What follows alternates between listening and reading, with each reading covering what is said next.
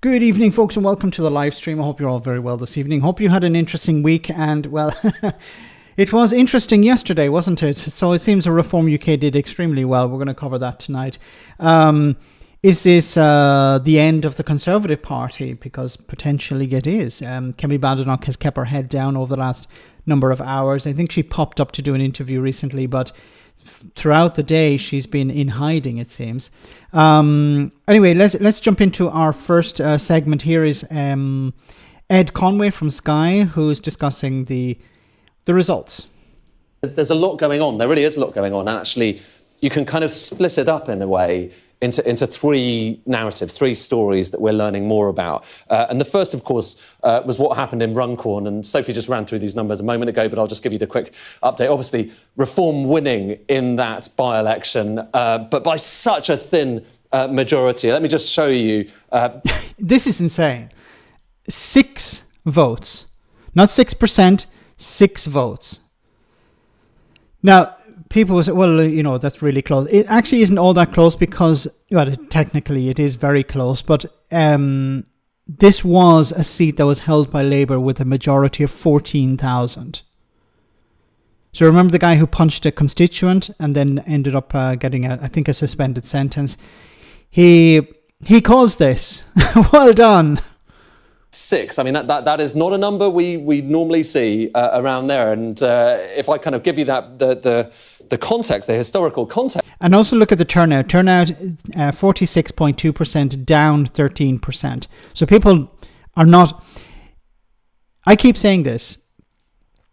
Most of the time it's a vote against the incumbent. If somebody else wins, it's a vote against the incumbent. So people are not happy with the Conservatives, they're not happy with the Labour Party, so they switched to Reform. But this isn't, I don't think yet, this is people enthusiastically supporting Reform. They're just not happy with the Labour government. So if Labour want to turn things around, they need to get their arse in gear, because if they don't, they're going to see more and more support going to Reform because people are not happy. Text here. What we can look at is, if you look back at every one of the narrowest by-election results that we've had in history, or at least going back in living memory, there's others that are a little bit tighter, kind of more than a century ago, but nonetheless, we've never seen anything like that. Never. These are tight results. That is an extraordinary result. That's beyond knife edge. And so that's just what we heard about. But obviously, for the sake of, you know, the narratives we're talking about, Reform have won it. And that is massive. It's massive for Reform. It is by far and away their best result in any by-election that they have contested. Obviously, you know, Reform, there's UKIP as well. But nonetheless, for Reform, in this latest rendition for Nigel Farage, 38.7%. That really is enormous. Cavan lad, will Jenkins outlast a lettuce? I'm going to get to Andrew Jenkins in a moment, but yeah, thanks for that. She's going to be the mayor of Greater Lincolnshire. What is she going to do? What did she do when she was an MP? What did she achieve? So she's going to be mayor of a significant size of significant population. What is she going to do for them? She's come out and said, well, she wants to put asylum seekers into tents. That was the very first thing she came out with. Not, I'm going to improve social care, I'm not going to fix the roads, I'm not going to invest in infrastructure, I'm not going to bring jobs back to the area. No, I'm going to put asylum seekers into tents. So I think what we're going to see, and, you know, people who voted for Reform, well, this is what, you know, just look across the pond and see what Donald Trump and Elon Musk are doing, and you're going to get more of the same. You know, they're not interested in running government. I think what you're going to see with Reform on the local level, be it a mayor or be it in the councils, is it's going to be a lot of grandstanding. They're going to do a lot of. They're going to spend a lot of public money on promotion of Reform UK. I can guarantee that. You know, whenever they fix a pothole, they'll use public money to film the pothole being filled. But at the same time, they're not going to invest in the services that councils need to be investing in, like social care and education and housing. They're not going to, unless there's an opportunity to, you know, cut a ribbon or something, they're going to use that as an opportunity to promote Reform UK. this is what you're going to see. A lot of grandstanding and very little actual work. And you can see what was Nigel Farage doing when he was an MEP. We can't even ask what Nigel Farage has been doing as an MP because he does frigging nothing apart from promote himself. When he was an MEP in the European Parliament, he was grandstanding. He didn't even bother to go to some of the meetings, the fishing meetings. It was just about him. And this is going to be the same thing with Reform UK councillors and mayors. They're going to be on TV all the time, complaining about stuff, complaining about the government, but not actually doing anything. And in a sense, if they don't do anything, there's a chance that they will not suffer the consequences because they'll say, well, it's not our fault, it's the government. So if the government sort of lose out as well. If they do actually do something good, well, then the public will say, well, the government must be doing a good job. Many times people don't know what councils do and what central government does. So will she outlast a lettuce? I think she'll last a long time. I think she'll run the full course. But she's not going to really do anything. Remember, what did she do as an MP? Wasn't she a minister at some stage? Brad, thanks so much for that super chat. The biggest election losers are the Durham council cleaners. They'll have to clean up ectoplasm.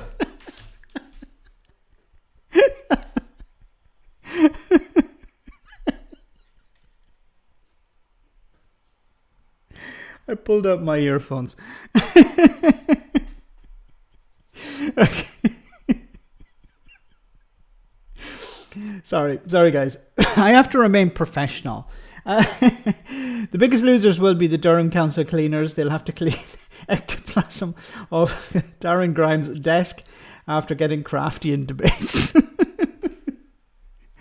For anyone who doesn't know, I'm not going to go into details. It's a family show. Thanks, Brad. Oh, you merchant banker. Yes, Darren Grimes has won his council seat. Oh my goodness. We're living in the upside down. You know, we thought it'd be bad with Donald Trump and all those crazies. It seems Farage is doing exactly the same thing. Natalie, thank you so much for that super chat. Great to see you on the stream tonight. The Conservatives and Reform attempting to out-conservative each other reminds me of Krusty Krab 1 and 2 scene from SpongeBob movie. I haven't seen the movie, so I'll have to. I'll take your word for it. It's pretty terrible what the Conservatives are doing. Yeah, the Conservatives thought, okay, what we'll do is in the run-up to the last election in 2024, what we'll do is we'll out-Farage. You know, we'll out-racist the racists, and that should work. You know, we had Robert Jenrick coming on TV complaining about an invasion. We had Suella Braverman saying the same sort of crap, thinking, oh, okay, if we act like Nigel Farage, we can steal his thunder, steal his lunch, or whatever the term is. It didn't work out very well for them, did they? Because whenever they talked about immigration, all Farage had to do was point the finger and say, hey, immigration went up under them. You know, would you trust them? You know, when they were in charge, immigration went up. Thanks, Natalie. Alistair, great to see you on stream tonight. Thank you so much for that super chat as well. To be honest, every Labour MP with under 1,500 votes of difference will be on shaky ground now. They're warned, especially in Scotland. Yeah, it's I think we're going to see a lot of pressure being applied to the leadership over the next number of weeks and months because so many MPs are on very slim majorities. You're talking about 1,500. There are some who are on hundreds of votes in a majority. So they're going to be extremely concerned. Any sort of pressure at all, they're going to be in trouble. And they're sitting on very small majorities and they're trying to defend policies that they disagree with. A lot of them are rookies, they're new MPs, and they don't know how things operate. So they're in the worst case scenario. They don't have a strong majority to fall back on, and they don't know how all of these things operate. Thanks, Alistair. Yeah, it's going to be, and in Scotland, so next year is going to be very interesting. We're going to see if Farage is able to get a foothold in Scotland. I think the Alba party will be, whatever votes Alba party we're getting would probably go to Farage. Alba, as to say, Alba is like Reform without the votes. So they're a very similar type of party, with the exception of independence, of course. But their ideology is very similar. So I don't see Alba doing very well, but maybe some of the votes will go to Reform. I would imagine there'll be some tactical voting in Scotland as well between the Conservatives, certainly between the Conservatives and Reform. The Conservatives have probably given up on Scotland at this stage and say, look, if there's a chance for us to help Reform, we'll do that. Farage's fear of Scotland. Yes, he ran away and hid in a pub many moons ago. And so you've got that by-election result, very positive for Reform. Then you've got all of the mayoral results. And there we do have a lot of the numbers that have come through already with those elected mayors. So we've got 4 of the 6 results so far. So we're still waiting on Cambridgeshire and Peterborough, Hull and East Yorkshire as well. But the one that caught everyone's attention, obviously this one, Andrea Jenkins, winning in Greater Lincolnshire and winning handily, really winning handily, 42%. I mean, this was Conservative. In the last election, a lot of these constituencies were pretty strongly Conservative. So the Conservatives... This is really bad for Kemi Badenoch. Look at the result there. 29% turnout. Okay, it's pretty low. But a majority of almost 40,000. Andrea freaking Jenkins, okay, the one who gives the finger to people outside Parliament, who's achieved nothing in her career. She won with a massive majority, 40,000. What do the people expect her to do? What do they actually think she's going to do as mayor? Like, I understand they're not happy with the Conservatives, but a Conservative mayor would be much better than a Reform UK mayor, because at least the Conservative mayor would try and do something. What is Andrea Jenkins going to do, apart from grandstanding? They're in second place, but with quite a hefty margin there for Andrea Jenkins. So again, good news for Reform. But that's not the only kind of third or alternative party story that we've been trying to kind of track, because the other question was, what was going to happen to the Green Party in the west of England? This, in that last election last year, was their stronghold, with a lot of MPs elected around Bristol in the west of England. And so I think they were hoping for a better performance than that, coming in third place to Reform. I think the Green Party, look, I'm not associated with the Green Party at all, but if I was giving them advice, I would say you need to talk more about bread and butter issues.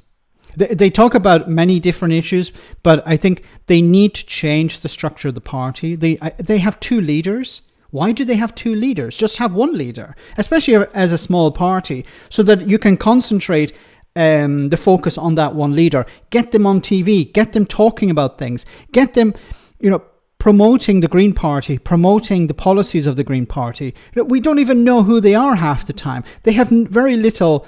Look at Farage. Farage is on TV all the frigging time. Farage is on TV because he's very controversial as well. He says controversial things. The Green Party need to be a bit more controversial. They need to get on TV more. Be controversial, you get on TV, and then use that to push your narrative. Farage does it. He's been doing it for the last 20 odd years. So the Green Party need to be something like that as well.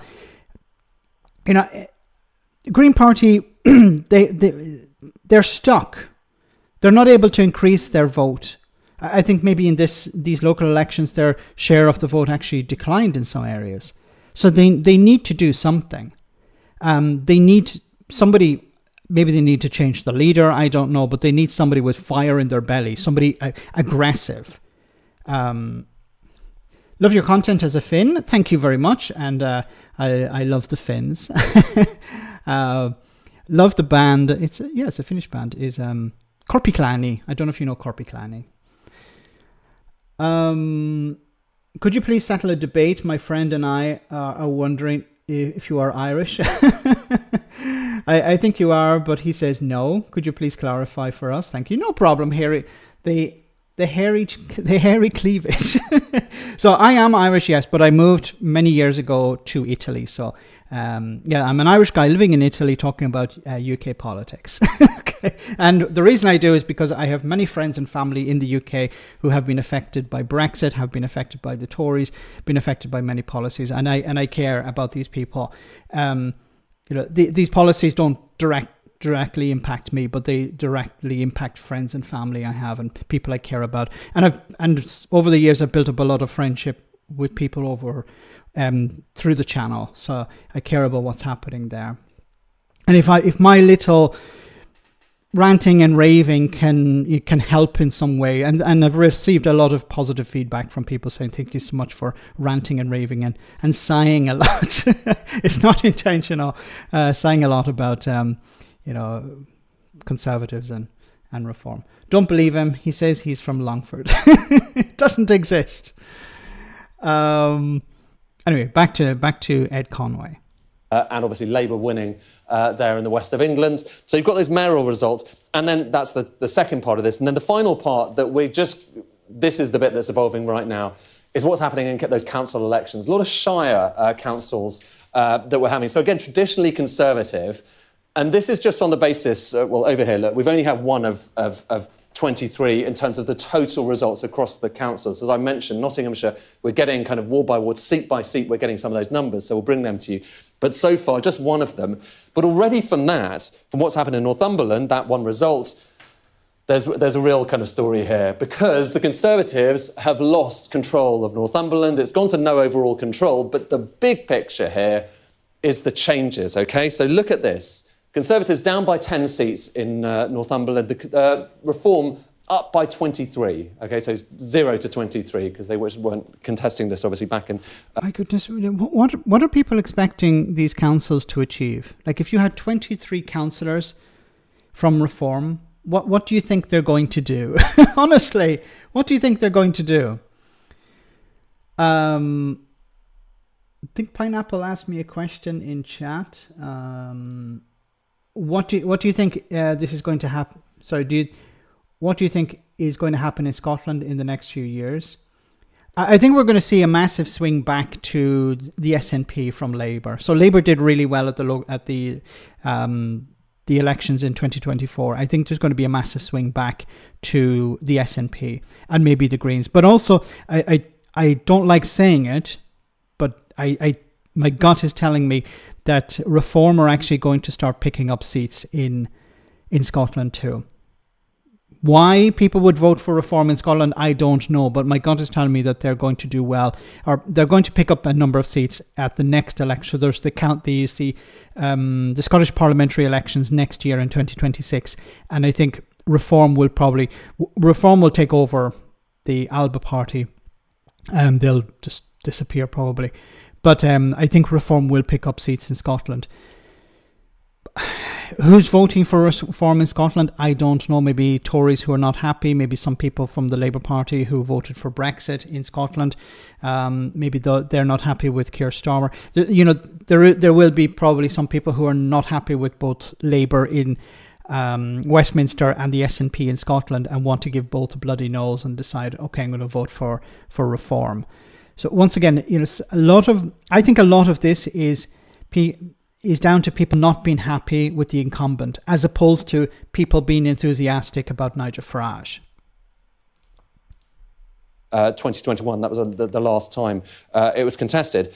But here's what's striking, okay? If you look at just the share of the votes in this specific council, okay, and we're going back to the 1970s here, you get a sense of how the story, particularly in this part of England, has shifted and the political dynamic has changed. So look at that. There's the Liberals, the Lib Dems being quite strong within this council. Conservatives always pretty strong. Labour always pretty strong as well. But just look at what's happened recently. So that is the result there, with Reform taking that enormous chunk of the vote there. And Labour and the Conservative Party have basically been squeezed out. So you're seeing this squeezing out of those main parties. And the question, of course, is going to be, in the next few hours, because this is literally one council, we're going to get the next in the coming hours. You saw from Nottinghamshire, Durham, all of the next. The question is whether that squeezing out is going to happen across England, across all of these council elections. And I mean, it's too early to say, Sophie, but so far there's definitely an indication that looks like the way it's heading. But yeah, the data is still coming through. Okay, I think it's certainly looking like that's going to happen. Reform are going to do really well in England, and we'll have to wait and see the final results. But forgot to add that it needs to be done in the next 3 years. Sorry, I didn't see that. Goddamn, was going to consider moving up as far as Scotland in the next few years' time. Look, Scotland. When I say when I say Reform will do well in Scotland, I'm talking about they're not going to replace the SNP. No, nowhere near that. Reform is an English nationalist party, so the amount of support they can garner in Scotland is going to be extremely limited. They're going to have a very low ceiling. They can't. They're going to attract people who are not happy with Labour. And maybe some people who are not happy with the SNP. But if Starmer doesn't do a U-turn on some of these policies, I think it's going to just encourage people to vote for the SNP in Scotland. So anyway, let's move on. So James O'Brien was on today and he was responding to some of this. And I don't remember, I should have checked, but I think in this clip he talks about whether Keir Starmer will be replaced. It has been removed and we are allowed to wade enthusiastically into post-match analysis or electoral coverage. You are prevented. We are prevented, if you're wondering what on earth I'm jibbing. I just want to respond to Michael Smith's comment there. He says, Badenoch needs to attack Reform. That's if she can get Farage in TV debates. Kemi Badenoch is terrible.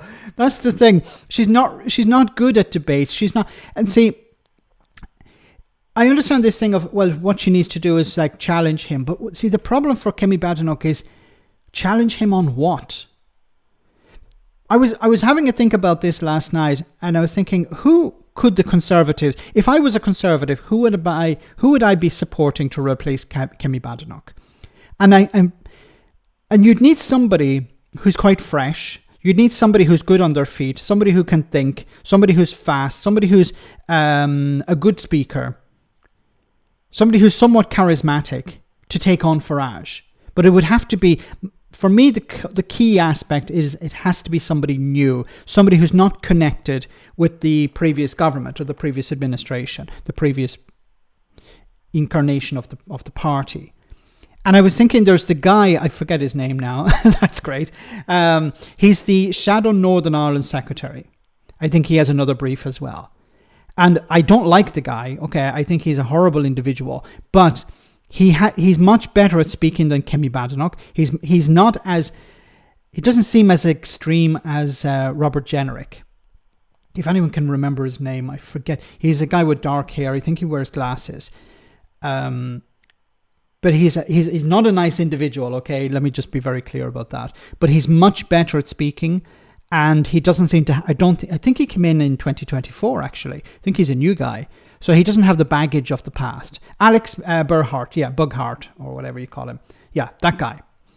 That bloke. I don't like him, okay? But if you listen to him speaking, I actually think he's quite good at challenging the government. He doesn't always tell the truth, of course, but he's much better than Kemi Badenoch, and he doesn't have the baggage of Robert Jenrick. So if I was a Conservative, I would be asking for him to take over, or someone like him. But I think we'll have to wait and see. Badenoch just can't keep ignoring Farage, nicking all the Conservative votes. I know, I agree. She can't ignore him, but what can she do?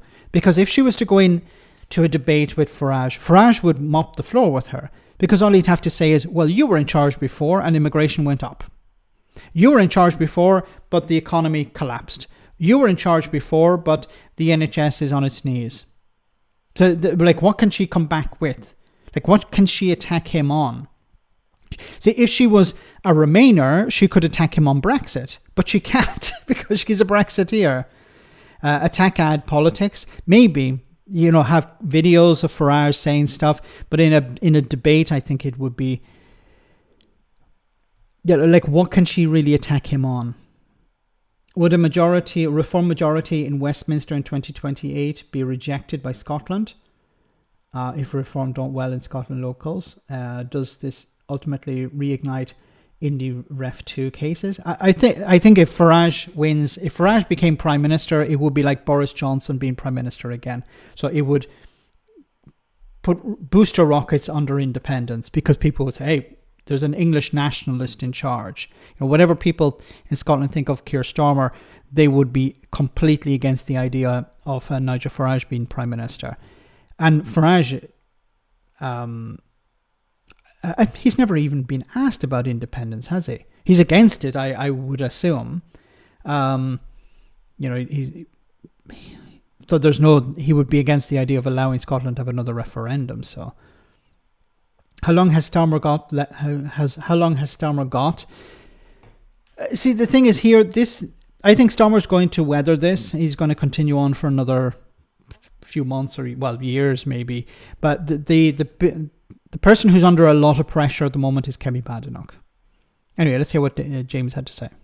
Bring on about by broadcasting regulations from talking about it while the election is actually underway. And I mean, good night for reform, which raises all sorts of questions, not least, actually, how on earth does Farage manage to continue to successfully disassociate himself from all the things that he's personally responsible for? Good night. The media!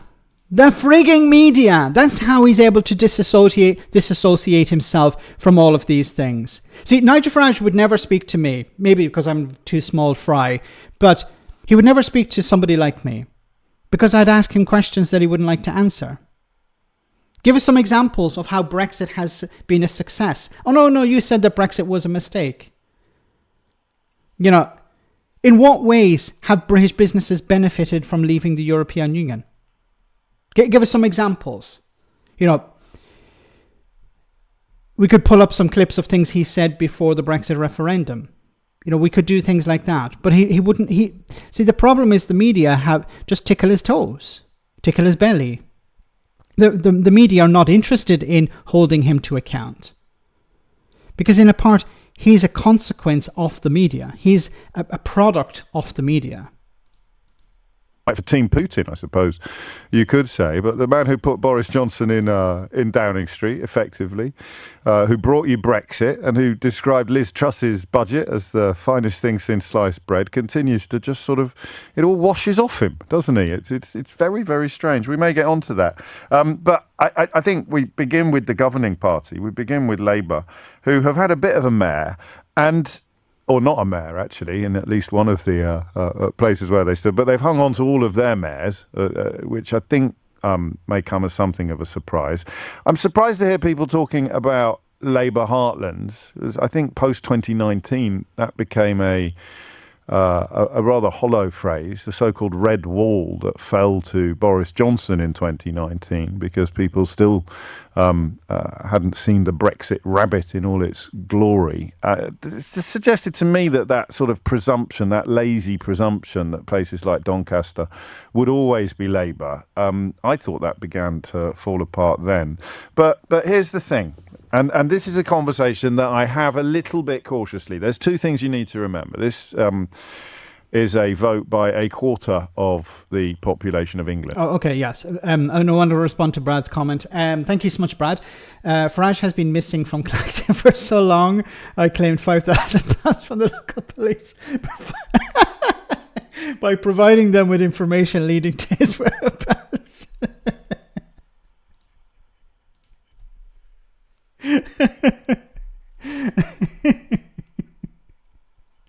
It reminds me of that clip from Larry and Paul. Broken news where this Farage has been missing. If you see an elderly man smelling of beer and cigarettes, please contact your local police station. Anyway, let's get back to this. Thanks, Brad. Give or take. So nothing in Scotland, nothing, I don't think anything in Wales was there. That's on the horizon, or Northern Ireland, and only a quarter of voters in England. So on the one hand, I I don't want anybody to feel alienated by a conversation about something that didn't involve them. But I didn't have a vote, and I'm fascinated by what's happened. So I think we can talk about it. I think we should talk about it.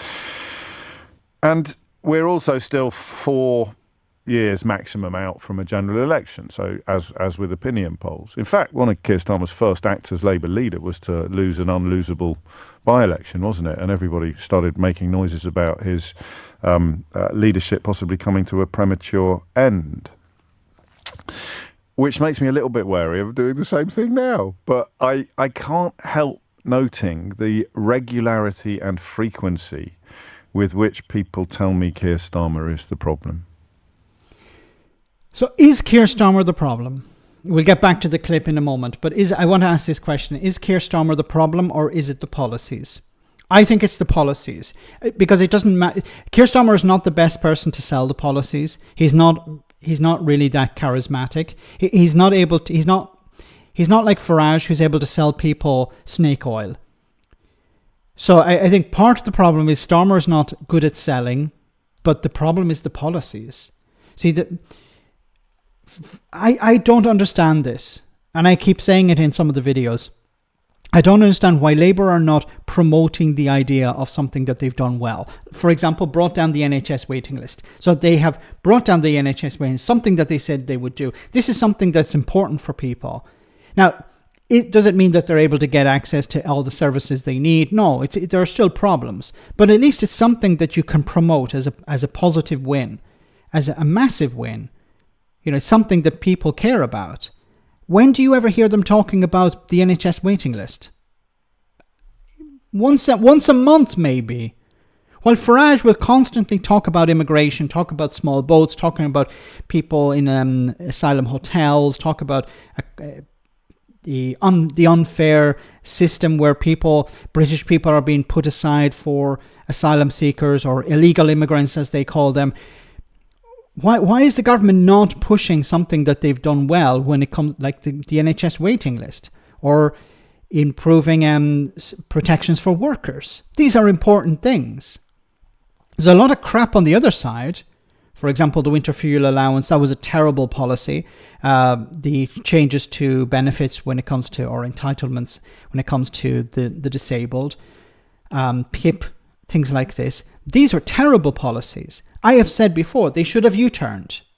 They should have come out and said, look, we were wrong. This was a bad policy.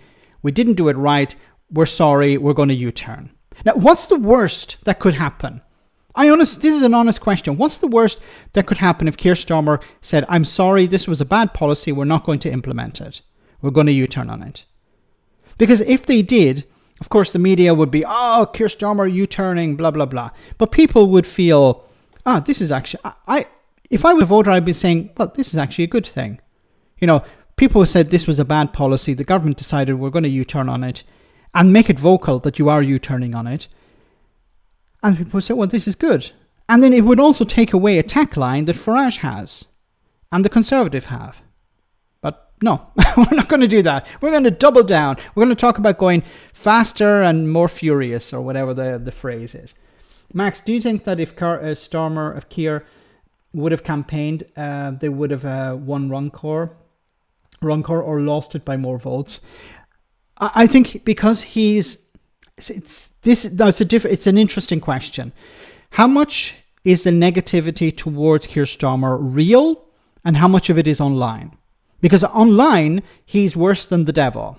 Okay, but in reality, I think a lot of people don't know him. The average voter doesn't follow us. Okay, doesn't follow YouTubers, don't follow James O'Brien, don't follow the political sort of news.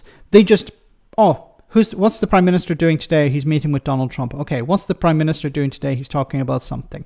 That's most of what most people get. They're not concerned about internal politics. They don't care about certain policies.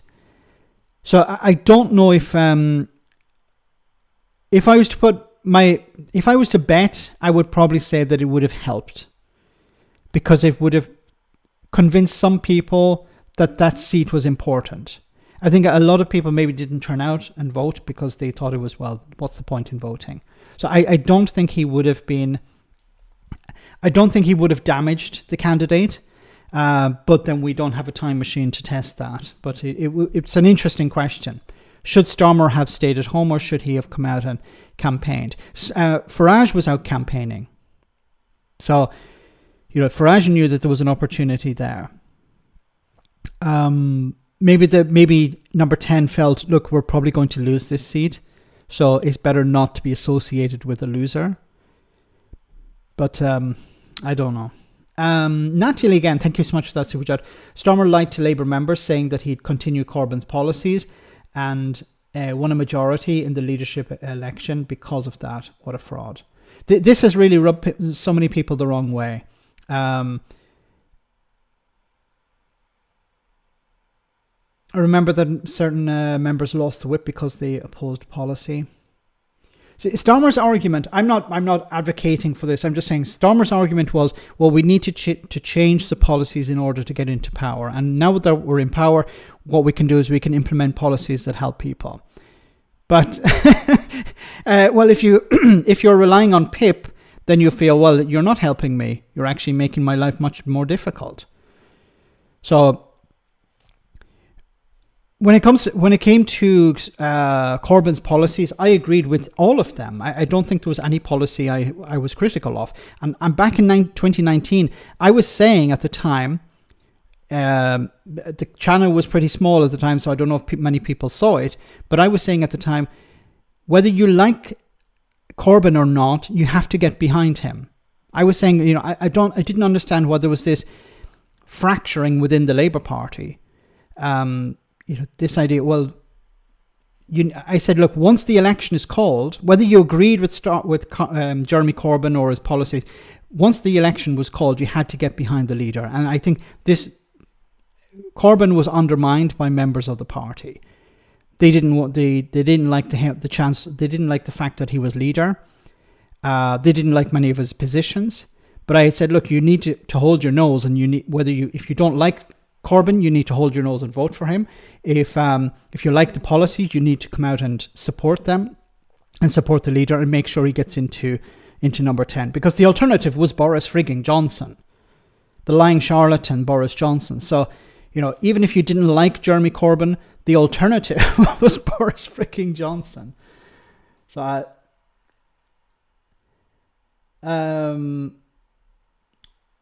Urban Legends, thank you so much for that super chat.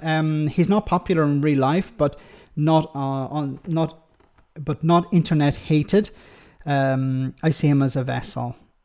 He's not coming up with the policies. The Blue Labour lot have too much sway anyway. Too much sway. Yes. Yeah, he's a placeholder. Somebody was talking about how Starmer is a bit like the guy running, sitting in the in the driver's seat of a driverless train.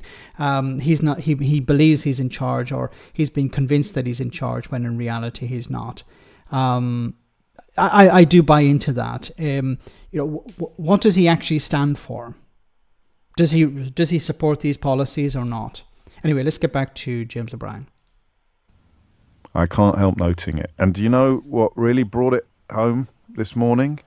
Was a lot of people were talking earlier in the week, including this sort of bloke I've never heard of before. I think his name is Glassman, who has been saying very negative things about the Labour Party and used to have a job in it or something. So of course right-wing media treat him like the second coming, such as the desperation to find Labour people to slag off Labour.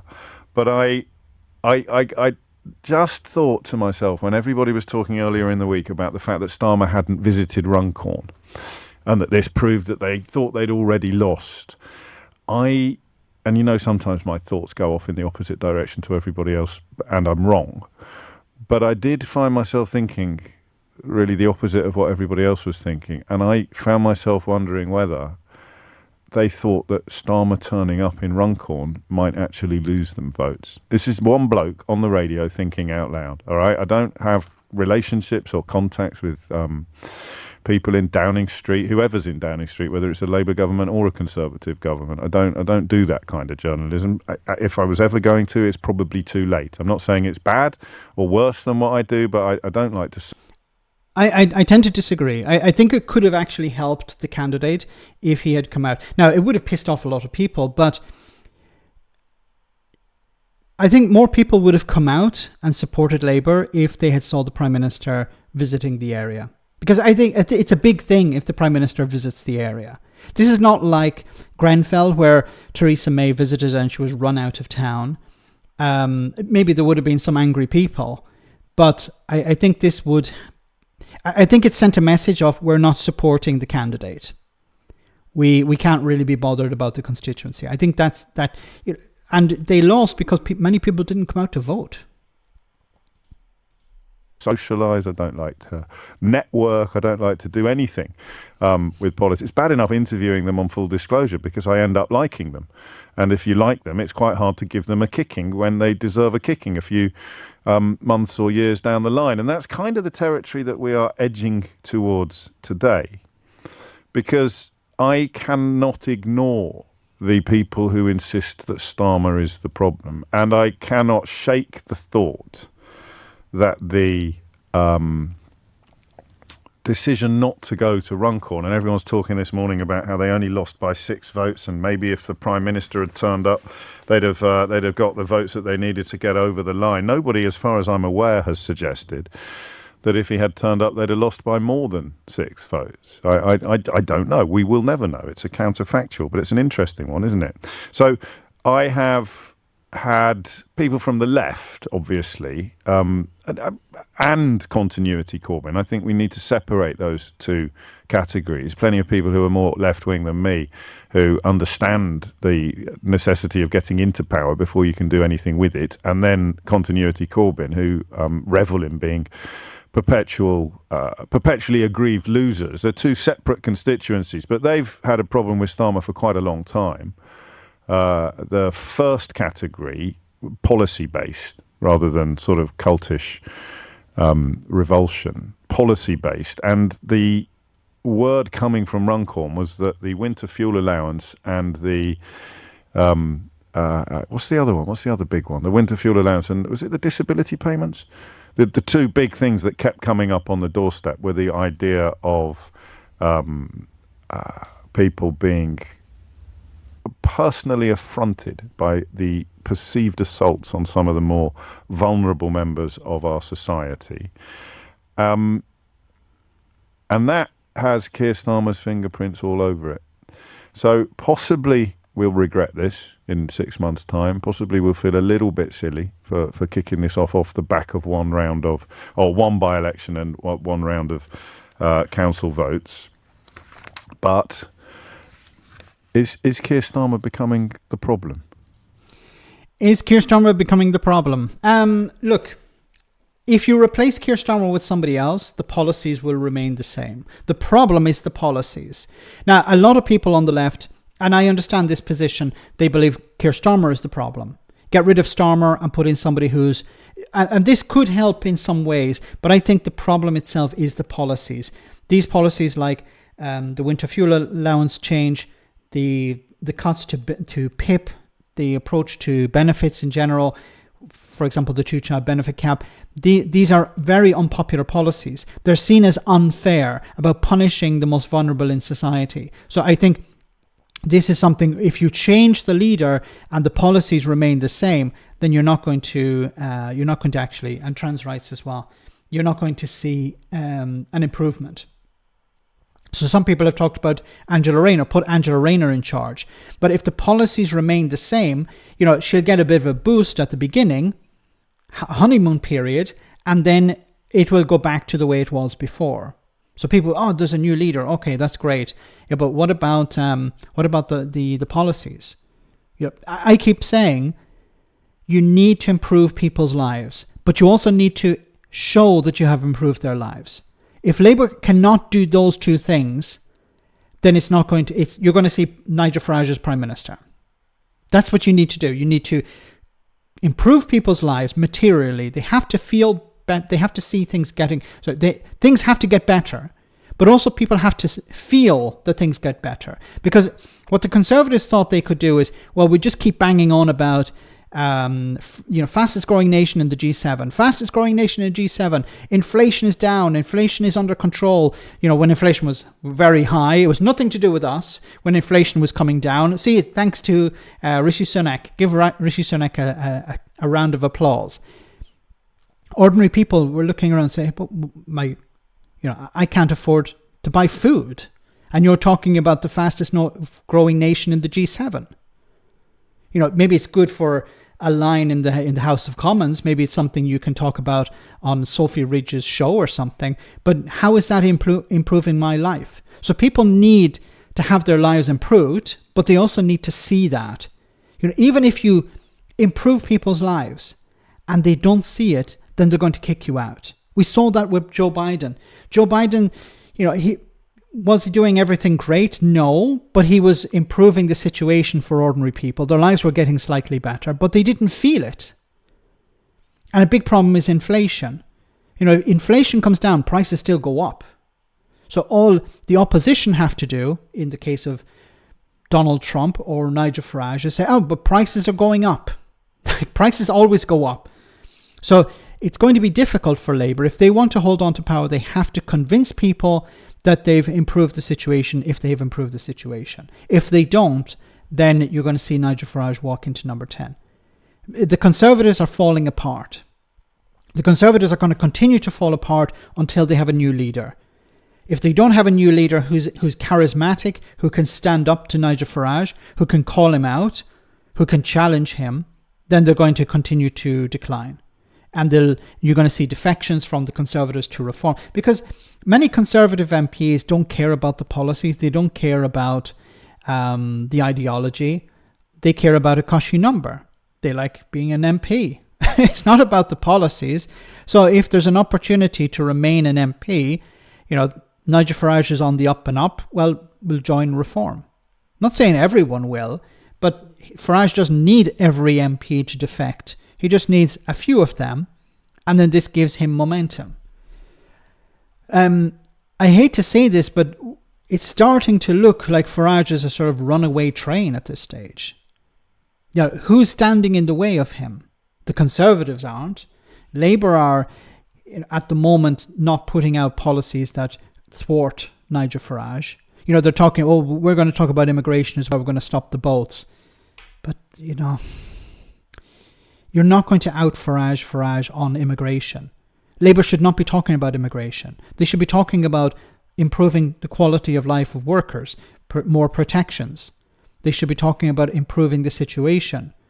But they have to show that they have achieved that. Guys, I've gone way over the break for the funny moment, so we'll plow on here. Let me read out some of your comments instead. Nigel for rage, because rage is all toxic little bigot has to offer. Yes. I used to think politicians did the job for the people who voted for them. Very naive of you. Look, there are some MPs who get into politics because they actually care about their constituents and care about improving the situation. But unfortunately, a lot of them are there because, well, look at Ian Paisley Jr., for example. Before he lost his seat, he was claiming something like £250,000 in expenses. Like Ian Paisley, he wasn't even a member of a governing party. Brad, thank you so much for that super chat once again. What stands in Farage's way? A liver transplant.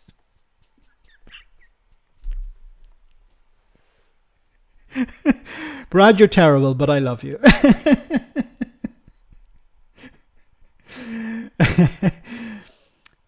Keep going, Max. We can do it a late night if you can.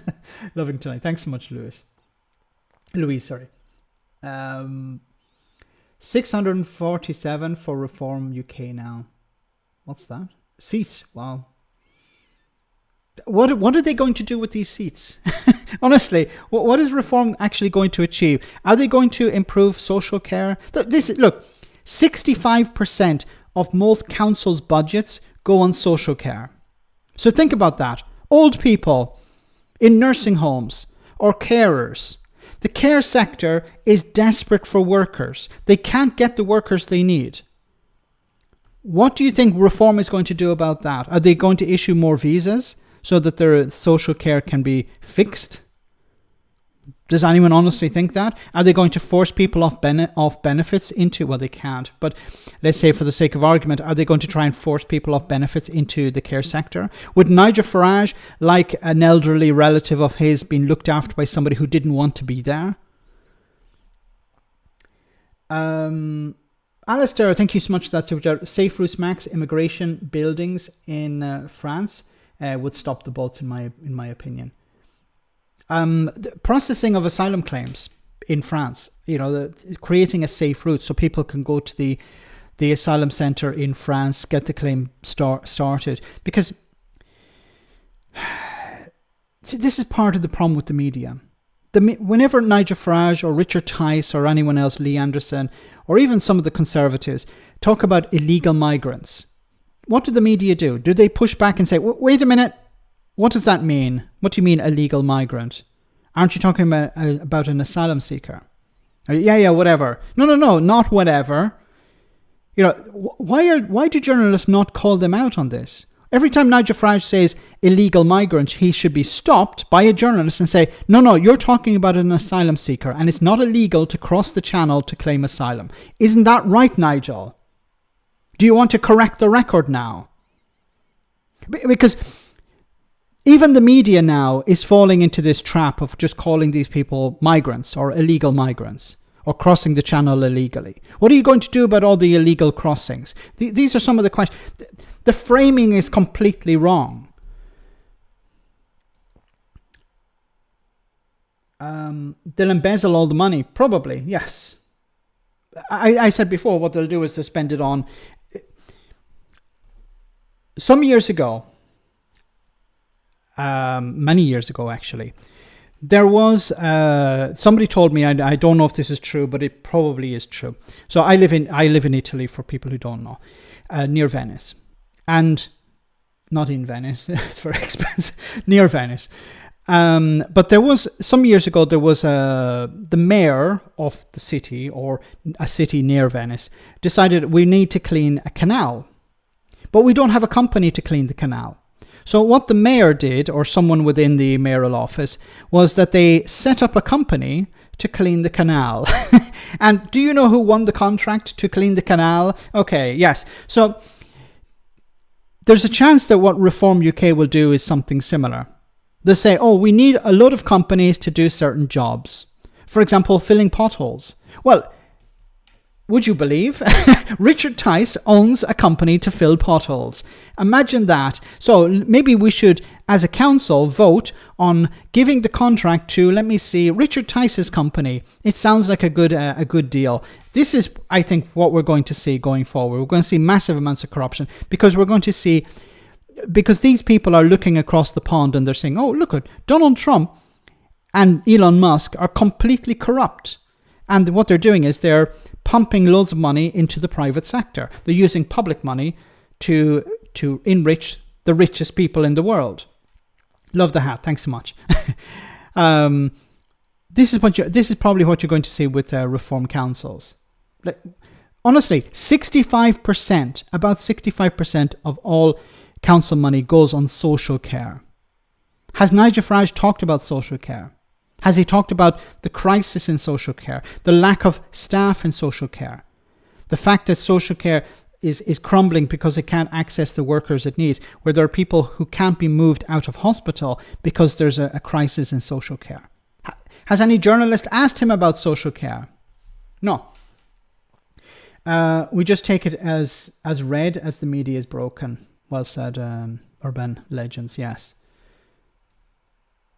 But it's like they don't even care that it's broken. And no doubt he'll fill the potholes with porridge. That would be a novel idea, wouldn't it? Not sure how long it'll last, but it's not it's a tricorn. Yes, that's it. It's a Beretta. Father Ted reference. Hopefully once Reform cut social care, social care in all their council, people will wake up. But then it's too late. If they cut social care, See, many people don't know that social care is actually provided by councils. People think it's from the NHS or that it's provided by central government, when in reality it's provided by councils. So that's why it's so important that councils have funding and that they spend the money. What is Farage talking about when it comes to councils? Ergonomic chairs. He's talking about DEI. He's not talking about social care. I'm setting up a company selling tents. Best of luck in your tender, Peter. Thanks so much for that. Farage wants medical insurance for the NHS, Max, so social care will be gone. Yeah, thanks so much, Alistair. Yes, it's looking more and more like that. Unfortunately, part of the NHS has already been privatised, but Farage has been on the record a number of times saying we need to have something like an American-style health insurance system. And of course, if he was Prime Minister, he would be issuing out contracts like the Tories were handing out contracts for PPE. This is why it's so important that Nigel Farage does not become Prime Minister. But I fear that the media are determined to make sure he gets into number 10. They love the idea. Be it Sky News, it doesn't even have to be GB News. Like GB News, of course, is on board with Nigel Farage becoming Prime Minister. But Sky News, ITV, the BBC even, they keep giving him a platform. It's not just about a platform, it's about an unchallenged one. Because we saw it in the run-up to Brexit. Farage knew, okay, what I'll do is I'll put myself out there. If they need me, give me a shout. I'll come in and talk about whatever you want. And he was always on TV. And he was able to use that platform to sell his solution to every problem. We're talking about the NHS tonight. Oh, the reason the NHS is such a disaster is because there are too many foreigners. We need to leave the EU, and this will bring down the number of foreigners. So, we'll have less stress on the NHS. And what was the response from the journalist? Okay, next question. Politics is the new reality show. Yes, Donald Trump has certainly done that. Has certainly demonstrated that. Nigel Farage doesn't go to pubs in Clacton because they sell milkshakes. Isn't the government trying to cut down on milkshakes, like put a tax on them? I didn't understand. It was like a tax on lattes as well. But what if you don't put sugar in it? Like a tax on sugar, sorry. Haven't got a telly, too expensive. It rots the brain. As opposed to YouTube. No, I'm joking. Oh, guys, we're almost at the end of the stream, so I wanted to cover a story. I've been blabbing for too long, but I love talking to you guys in the chat, so I think it's good. You always have interesting things to say, apart from Brad. No, I'm joking. Thanks, Brad. You always have something controversial to say. This, oh my goodness, have a listen to this. I'll bring this up. Are you comfortable sharing a platform? So this guy, Crafty something, he became a Reform UK councillor. So let's have a listen to what he had to say. I think this is from a few years ago. Platform with all the speakers at the conference. Absolutely, yeah. There's been a few proponents whose ideas have been compared to the Great Replacement theory. Do you think, are you still happy to commit to that? I mean, I believe in freedom of association. I don't have to agree with every single person that's at this conference. I have no idea what that theory is, but you don't know what the Great Replacement theory is? I don't know, I'm afraid not. It's the idea. So why would you attend a conference with people who you have no idea what they're going to talk about? Wafty crack. The people of colour or migrants are destroying the communities and the cultures of the country that they immigrate to. Well, I don't know about any of that, but I would say that I think mass migration to this country is a problem. I do think that actually 1 million people predicted to come here. That's what we could hear from the ONS over the next few weeks. I think that's unsustainable, but I'm not sure about any grand conspiracy. A real evangelical presence here. Do you think that's something that could take up? Religious, as in evangelical Christians. Do you think that's appealing? He doesn't know what an evangelical is. Okay. To 2019 voters? Well, I'm not sure that there's much of that I've seen here, evidence here. People I've spoken to have talked about the they want to import the evangelism into Britain. I mean, I've no doubt that there are a lot of religious people here. We are, after all, in a church. But I don't think that that's the prospectus that's been put forward. But first of all, you say you don't know what people are talking about, and now you're saying, well, I disagree with your framing. I haven't heard anyone on platform saying, we need to go back to a time when, I don't know, maybe perhaps the church was a little bit more influential than it is today. It's one of the 10 principles of national conservatism. I think religion is incredibly important. I'm religious myself, but I don't think it's part of a policy platform in which Suella Braverman's standing up and saying we should all be Christians. Of course she's not.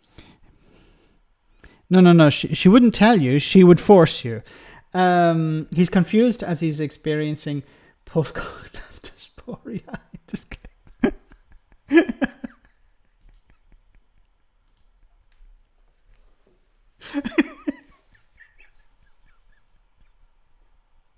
Thanks, bro. Oh my goodness.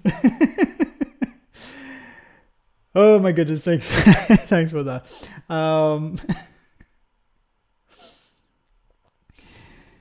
Anyway, guys, we're almost at the end of the stream. I want to say thank you so much to everyone who came on tonight. Thank you so much for your super chats, including Brad. Thanks to the moderators for doing a wonderful job. And look, going forward, I think it's the ball is in Labour's court. If they want to stop Farage, they need to introduce policies that improve people's lives materially, and they need to show that they have done that.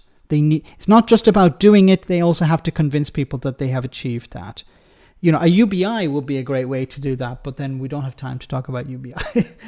Brad's on fire tonight, he certainly is. Thanks to Brad. Thanks to Cavan Lad at the end there as well. Before we finish, we have our one for the road. I hope you enjoy this. This one is quite good. Enjoy.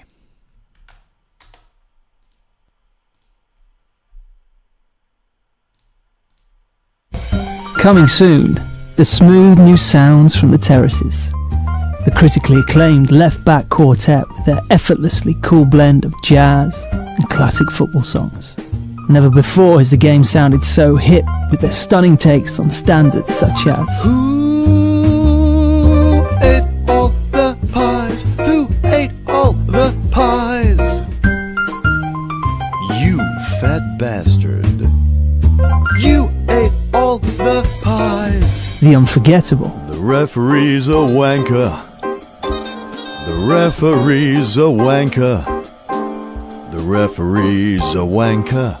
Who's the bastard in the black? And the unparalleled. Your shit! And you know you are. Your shit! And you know you are. The Left Back Quartet present their instant classic, Jazz Ball, on CD, vinyl and digital download.